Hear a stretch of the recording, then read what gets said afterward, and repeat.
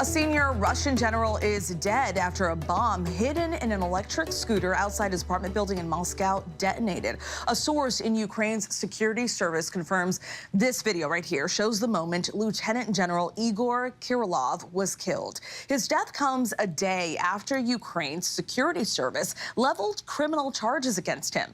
Kirillov was in charge of Russia's chemical, biological, and radiation protection forces. Ian, I want to start with you. What are you learning about Kirillov? I know he had an extensive background and held a lot of responsibilities.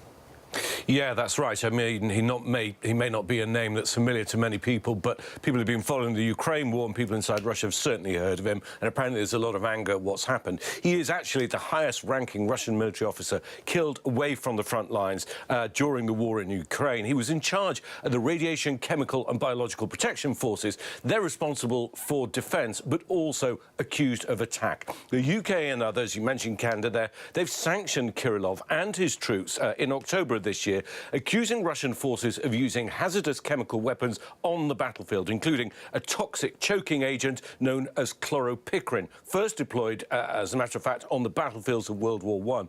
He's also accused of being a mouthpiece for the Kremlin, holding court at these lurid press briefings at the Defence Ministry, launching accusations against the US and others for supervising biolabs in Ukraine and even creating infected mosquitoes.